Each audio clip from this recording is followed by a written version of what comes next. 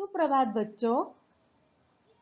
सुप्रभात बच्चों। विषय संस्कृत कक्षा 4 प्रभातम बुक से लिया गया षष्ठः पाठ संस्कृतेन दश शरीरस्य अंगाना नामानि।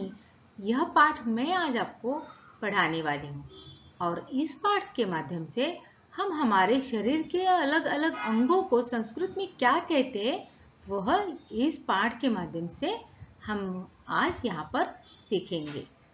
षष्ठः पाठः संस्कृतेन दश शरीरस्य अंगाना नामानि। इसका अर्थ है lesson number 6 10 parts of body names in Sanskrit. सिर, सिर को हम संस्कृत में शिरः कहते हैं तो इंग्लिश में हेड कहते हैं। आंख, आंख को हम संस्कृत में नेत्रम कहते हैं तो इंग्लिश में आई कहते हैं। नाक, नाक को संस्कृत में नासिका कहते हैं तो इंग्लिश में हम इसे नोज कहते हैं।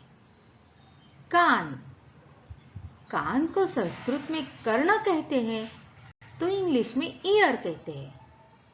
होंठ, होंठ को संस्कृत में अधर कहते हैं तो इंग्लिश में लिप्स कहते हैं।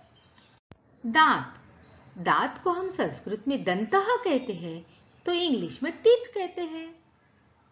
गर्दन, गर्दन को हम संस्कृत में कंठः कहते हैं तो इंग्लिश में हम इसे नेक कहते हैं। उंगली, उंगली को हम संस्कृत में अंगुली कहते हैं तो इंग्लिश में फिंगर कहते हैं। पेट, पेट को हम संस्कृत में उदरम कहते हैं तो इंग्लिश में हम इसको स्टमक कहते हैं। पैर, पैर को हम संस्कृत में चरणः कहते हैं तो इंग्लिश में हम इसको लेग कहते हैं। तो देखा बच्चों, आज हम लेसन नंबर 6 में हमारे शरीर के अलग अलग पार्ट्स को संस्कृत में क्या कहते हैं यह हमने इस पाठ के माध्यम से सीखा है। धन्यवाद।